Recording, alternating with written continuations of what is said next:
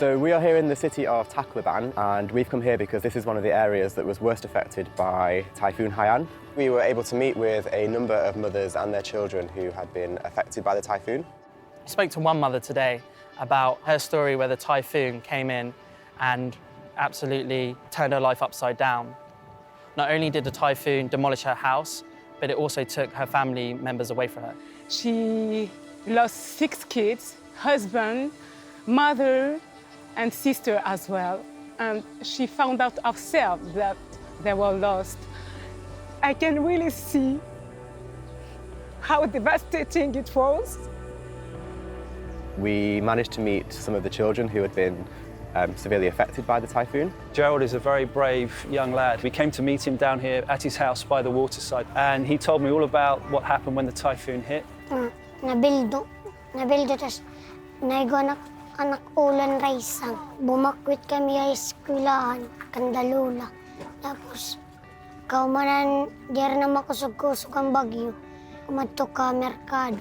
Nanguwahin pagkaon, makakaon tak mga bugto. Whenever a disaster strikes like Typhoon Haiyan, it's always children that are hit the hardest and that are the most vulnerable in the aftermath. Gerald had told UNICEF that he wanted to be a pilot one day. Magtutoy ako pag-eskwela para maging piloto. You know, I think with his attitude and his bravery, he would make a fantastic pilot. We went to visit a school, and this school had been quite badly damaged by the typhoon. Thanks to your support, we were given temporary learning spaces to let the pupils continue their studies. And what I was touched about is that they have joy in their face, they have smile in their face. I loved to laugh with them. Immediately after the typhoon, lots of the hospitals and healthcare clinics were damaged, which meant there wasn't good provisions for healthcare, sanitation and hygiene. And one of the things that UNICEF went in to do to the school was to help them with their WASH programme. This is all about getting the children to learn how to wash their hands thoroughly and effectively to prevent the spread of diseases. It also means that these children can then go home and spread this knowledge with their families and their friends, and hopefully have the same effect throughout their community.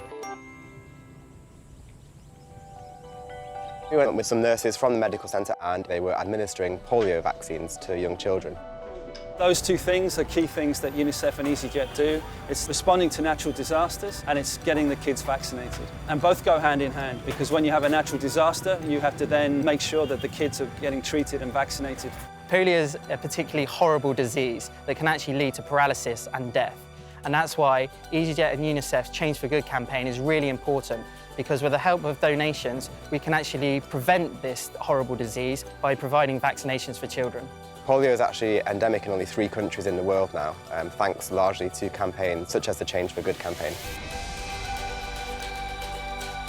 Travelling here to the Philippines has been a real eye-opener. This has been an amazing 3 days for me. I'm so proud working for EasyJet because, you know, my company is a company with heart. The Change for Good partnership between UNICEF and EasyJet to date has raised over £9 million so that we can keep children happy, healthy and safe.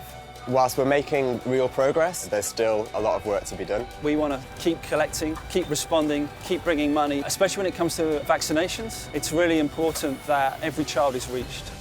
Thanks to you, UNICEF have been able to provide hope and a future to millions of vulnerable children around the world.